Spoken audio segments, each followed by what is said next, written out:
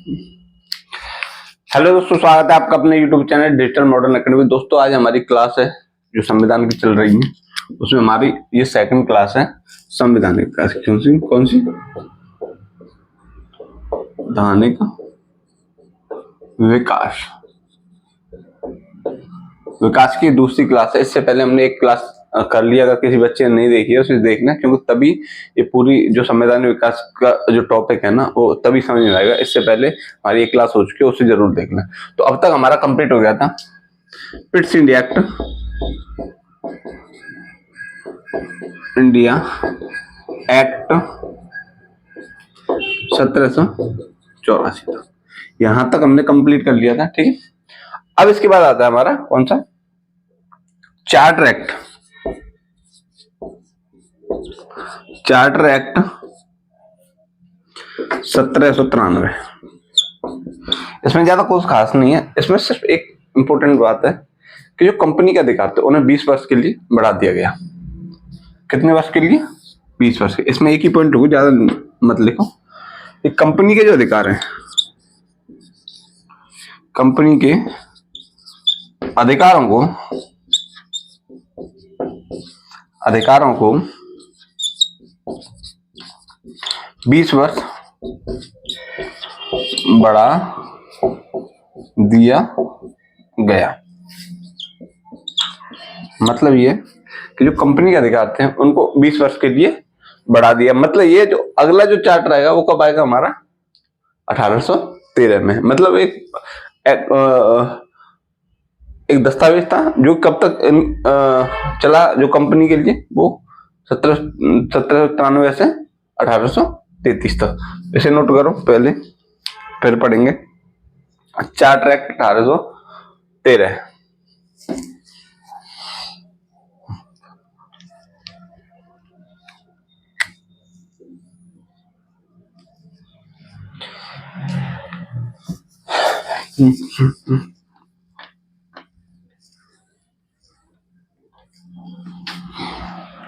देखो, charter act 1813। देखो, इसमें पहला इंपॉर्टेंट पॉइंट है, सबसे ज्यादा इंपॉर्टेंट पॉइंट है, कंपनी के लिए आए थे। चार्टर एक्ट हमेशा एक्ट आए थे कंपनी के लिए आए थे। ठीक है, इसमें सबसे पहला पॉइंट था कि कंपनी के व्यापारिक एकाधिकार को समाप्त कर दिया गया। कंपनी के, मैं लिखे इस वजह से रहा हूं कि आप नोट्स जरूर बनाते रहें, आपके रिवीजन टाइम पे बड़े ही काम आते हैं। ठीक है, तो इस वजह से लिखता हूँ, समझाने में यहाँ पे समझा भी सकता हूँ, पर लिखता हूँ क्योंकि आपको लिखने में दिक्कत ना हो। ठीक है, कंपनी के व्यापारिक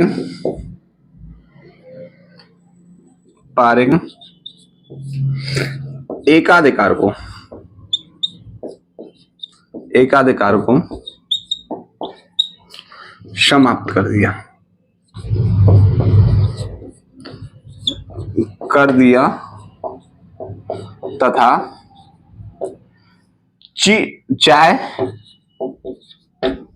चाय और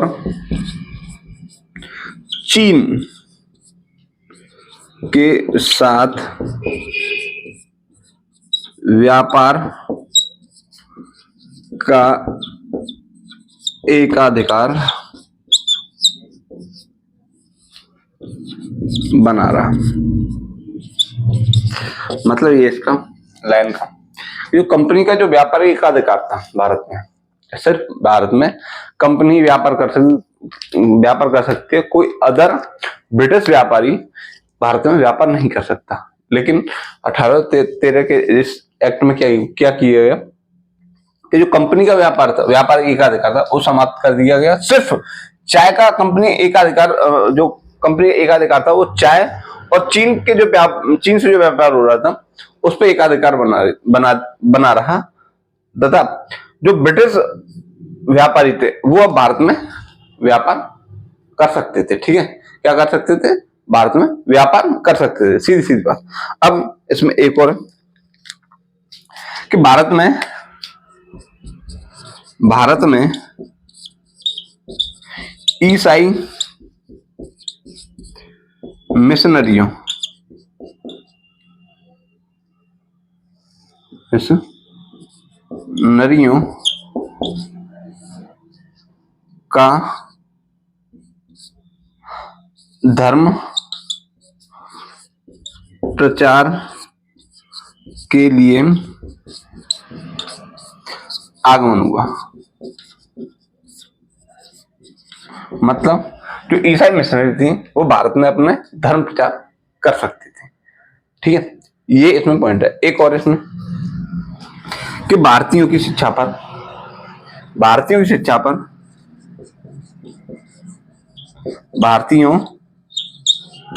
पर 1 लाख रुपए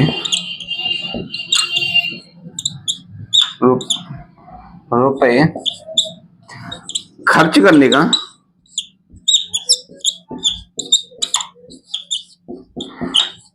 प्रावधान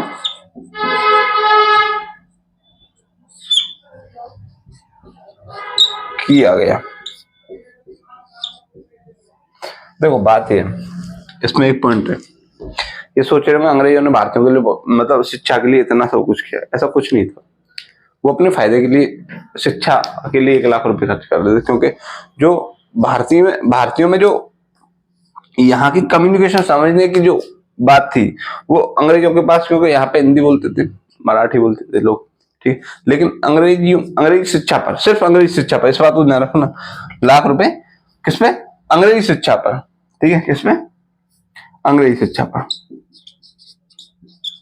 अंग्रेजी शिक्षा दी जाएगी सिर्फ। ठीक है, तो ये इसमें प्रावधान थे। ठीक है, और इसमें इतना ही है, ज्यादा कुछ है नहीं। ठीक है, इसे नोट कर लो, इतना ही है, क्योंकि उल्टा सीधा पढ़ने से मैं ज्यादा वो नहीं करता, जितना है इसी में से क्वेश्चन पूछ सकता है, इससे ज्यादा आएगा नहीं। 1800 चार्टर 1813 से। ठीक है, नोट करो।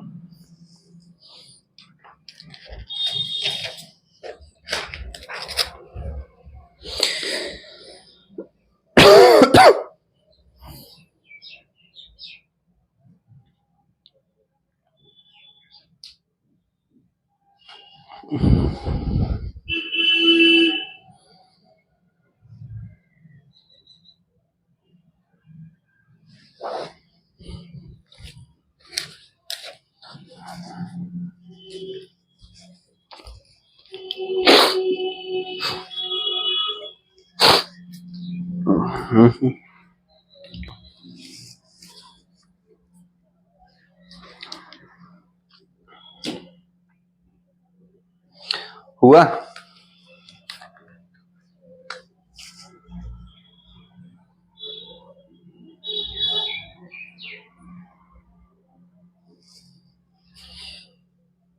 मिटाया जाए? चलो, कोई भी बच्चा ऐसा नहीं हो जो लिख नहीं पा रहा हो, अगर किसी का नहीं लिखा है ना तो वीडियो को रोक के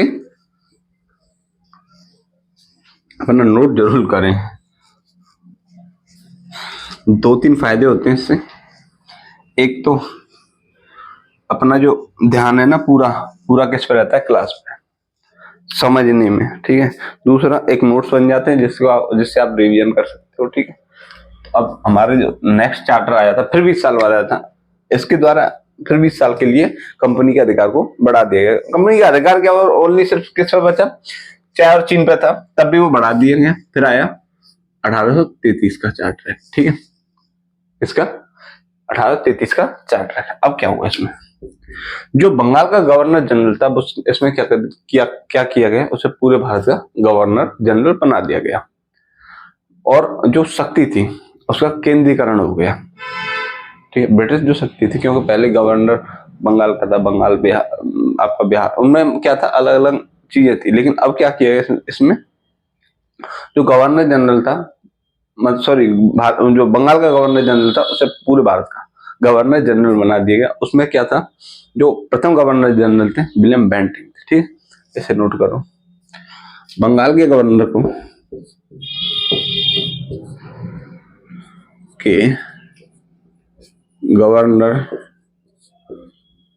जनरल को अब पूरे भारत का गवर्नर जनरल बना दिया गया और प्रथम भारत के प्रथम गवर्नर कौन थे? William Bentinck. बेंटिंक थे। कौन थे? William Bentinck. अच्छा, एक और पॉइंट इसमें लिखूं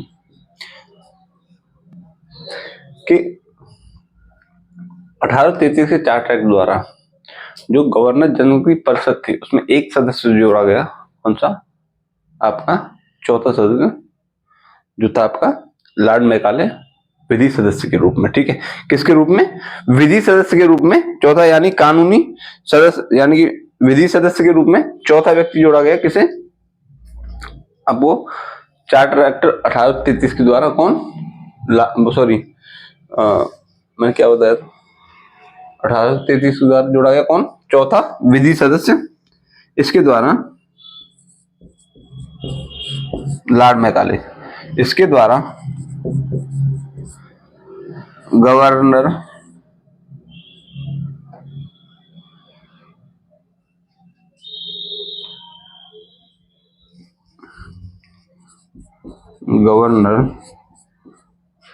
जनरल की परिषद में चौथा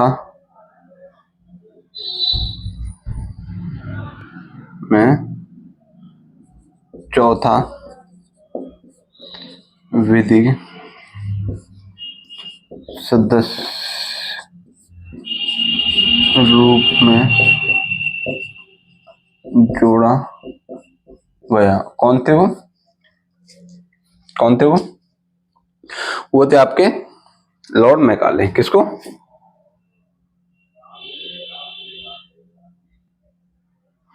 लिख लो आपको लाइन में, लॉर्ड मैकाले। लॉर्ड मैकाले को, और याद दोबारा लिखते हैं क्या? आपको लिखने में मेरा फोकस रहता है नोट्स बनवाने पे, क्योंकि दिक्कत ये होती है कि बच्चे को फिर समझ नहीं आता अगर मैं उल्टा सीधा लिखूं तो। लॉर्ड मैकाले को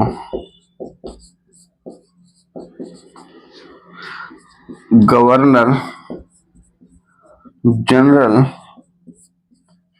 की परिषद में चौथा विधि सदस्य जोड़ा गया। मतलब ये जो आईपीएस से आपकी आईपीएस जो आती है वो यहीं से शुरुआत हो जाती है। मैं पढ़ाऊंगा, जब मैं आपको मूल विधि पढ़ाऊंगा, ठीक है, उसमें आपको बताऊंगा कि कैसे हमारी जो मूल विधि है, जो आईपीएस है, शुरुआत कैसे हुई। ठीक है, यहीं से लॉर्ड मैकाले को चौथा विधि सदस्य के रूप में गवर्नर जनरल की परिषद में जोड़ा गया तथा प्रथम विधि आयोग कब? 1834 में प्रथम विधि आयोग में लॉर्ड मैकाले की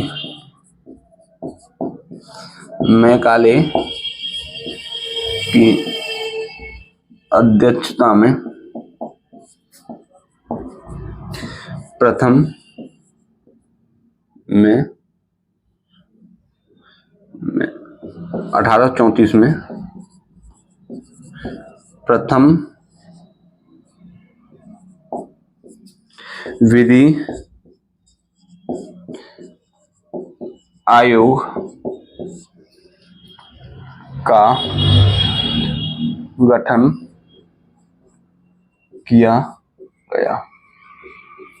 ठीक है, और इसकी रिपोर्ट आई थी कब, आपको मैं बता दूं 1838 में, जो कि अमान्य थी। फिर इसकी आई थी 1862 में, जिससे फिर आपका सीआरपीसी की शुरुआत होती है वहां से 1862 से। लेकिन ये था, इसकी रिपोर्ट आई थी क्यों 1838 में, लेकिन क्या थी, अमान्य थी, इसमें कमियां थी तो ये अमान्य कर दी गई। फिर इसकी दूसरी रिपोर्ट आती है, फिर होती है 1862 में, उसे भी पढ़ेंगे आगे जब हम आईपीसी कराएंगे। अब इतना इसमें इतना ही ठीक है। ठीक है, तो ज्यादा नोट करो, फिर इसमें और है 2 लाइन और है, उनको भी ऐड करेंगे।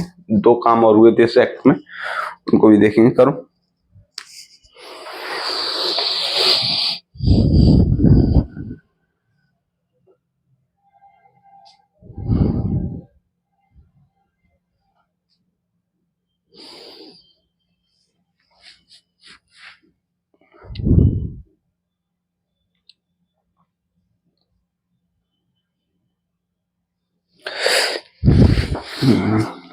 अब इसमें क्या था, देखो गवर्नर जनरल को पूरे भारत का गवर्नर जनरल बना दिया गया, लेकिन इसमें एक चीज थी कि जो गवर्नर जनरल था अब पूरे भारत में अपने नियम बना सकता है।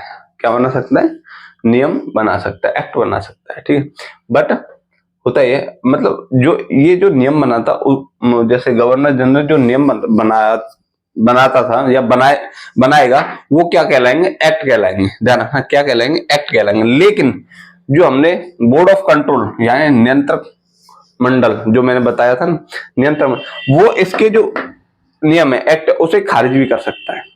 ठीक है, कौन कर सकता है, नियंत्रण मंडल। इस चीज को ध्यान रखना। नियम तो बना सकते थे और ये फॉलो भी मतलब फॉलो भी किए जा सकते थे, लेकिन अगर कोई इसमें खामी है तो नियंत्रण मंडल, बोर्ड ऑफ कंट्रोल क्या था, आपके जो गवर्नर जनरल के बनाए हुए एक्ट को भी खारिज कर सकता था। ठीक है, इस चीज को जरूर ध्यान रखना। अब इसमें क्या होता है, देखो इसमें और 2-3 लाइनें जोड़ दी हैं।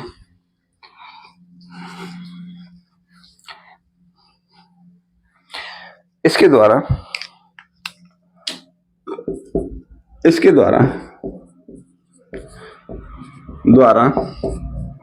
दास प्रथा को विधि विरुद्ध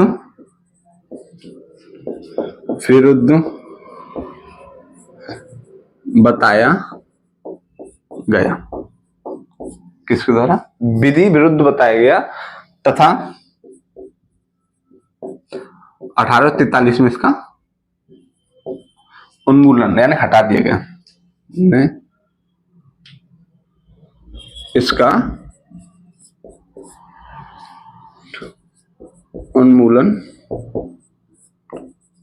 कर दिया गया। आई बात समझ।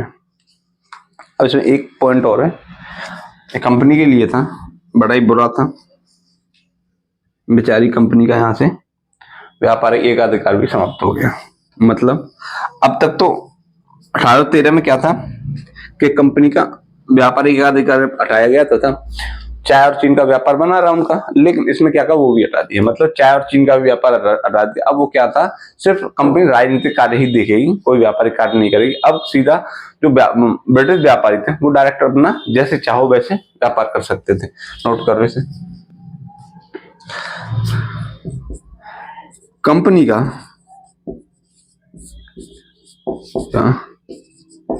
चाय और चीन का व्यापारिक एकाधिकार कंपनी का चाय और चीन का व्यापारिक एकाधिकार को समाप्त कर दिया गया तथा अब कंपनी क्या था, सिर्फ राजनीतिक कार्य ही देखिए। क्यों से,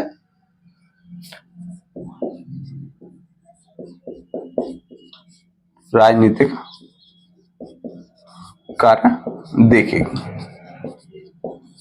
ठीक, यहां तक था ये 1833 का चार्टर एक्ट। और इसमें एक और आता है 1853 का, और कंपनी के एकाधिकार को भी 20 वर्ष के लिए बढ़ा दिया गया। दोबारा क्या, कंपनी के एकाधिकार को, सॉरी, कंपनी के अधिकारों को, एकाधिकार तो कुछ था ही नहीं, कंपनी के जो अधिकार थे या राजनीतिक अधिकार थे, फिर उन्होंने मतलब ये 1833 से फिर एक्ट आता है 1853 में। बस बात है, एकाधिकार कुछ नहीं, कंपनी के या तो अधिकारों को बोल लो, अधिकारों को आगे के लिए बढ़ा दिया गया 20 वर्ष के लिए। ठीक, ऐसे नोट करो। फिर उसके बाद एक एक्ट और इसमें पढ़ेंगे हम 1853 का, क्योंकि 1857 की क्रांति हो जाती है। फिर उसके बाद क्या होता है, सीधा कंपनी का शासन खत्म हो जाता है, फिर सीधा ब्रिटिश गवर्नमेंट द्वारा शासन किया जाता है। ठीक है, तो ऐसे यहीं पे इसे नोट करो। अब एक एक्ट और उसे पढ़ेंगे 1853 का।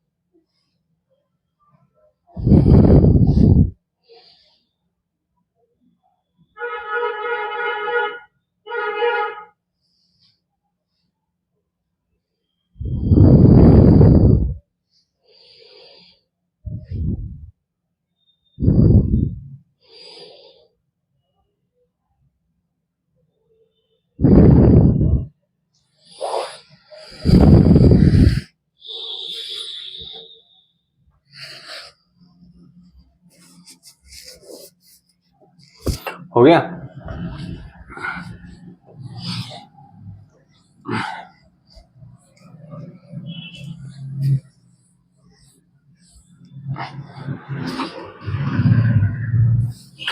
और आता है 1853, 20 साल का। देखो इसमें क्या क्या किया है, ये इम्पोर्टेंट हुई है क्योंकि यहीं से हमारे संसद की नींव डलती है। कैसे, देखो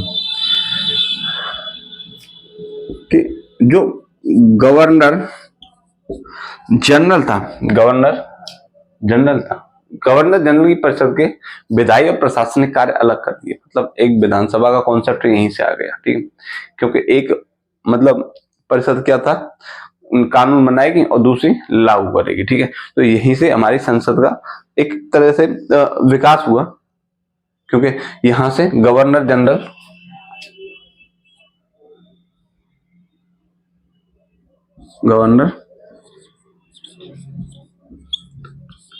की परिषद के गवर्नर जनरल की परिषद के क्या किया, विधायी और प्रशासनिक कार्यों को अलग अलग कर दिया गया।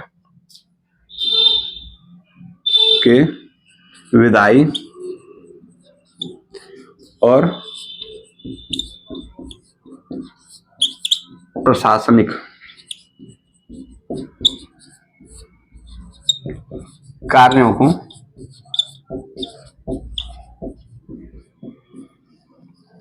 अलग कर दिया गया। मतलब यह विधान परिषद का गठन हो गया एक तरह से। ठीक है, विधान परिषद गठन हो गया। ठीक है, अब क्या था इसमें, कैसे एक बॉडी तो क्या करेगी, कानून बनाएगी और दूसरी उसे लागू करेगी। ठीक है, बस इतना ही नोट करो, ज्यादा मैं समझा दिया बस, बहुत है। इसके द्वारा क्या किया गया, जो प्रशासन कंपनी कर्मचारियों के लिए प्रतियोगी परीक्षा का प्रावधान किया गया। कंपनी के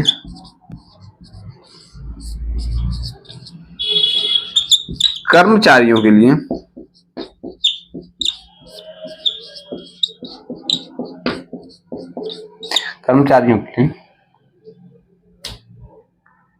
प्रतियोगी परीक्षा का प्रावधान प्रावधान किया गया। मतलब ये उच्च पद के जो कर्मचारी थे यानी अधिकारी थे, उन पर उनकी नियुक्ति के लिए, उन पर नियुक्त होने के लिए क्या किया, प्रतियोगी परीक्षा का, क्योंकि प्रतियोगी परीक्षा का प्रावधान किया गया। ठीक है, कि प्रतियोगी परीक्षा क्वालिफाई करेगा तब वो उस पद पे नियुक्त होगा। ठीक है, तो इतना ही था इसमें। बाकी एक है ये, और यहाँ 1853 कंपनी के लिए अंतिम चार्टर था। मतलब अंतिम क्या था, आपका अधिकार पत्र था या कोई दस्तावेज था जो कंपनी के लिए आया था। क्यों? क्योंकि इसके बाद 1857 की क्रांति हो जाती है, फिर उसका 1858 में एक्ट आता है। उसमें क्या होता है, कंपनी के अधिकार सब समाप्त कर दिए जाते हैं, फिर सीधा प्रशासन होता है कहां से, ब्रिटिश गवर्नमेंट द्वारा। ठीक है, उसमें एक पॉइंट और है, ऐसे लिख लो, यह चार्टर कंपनी का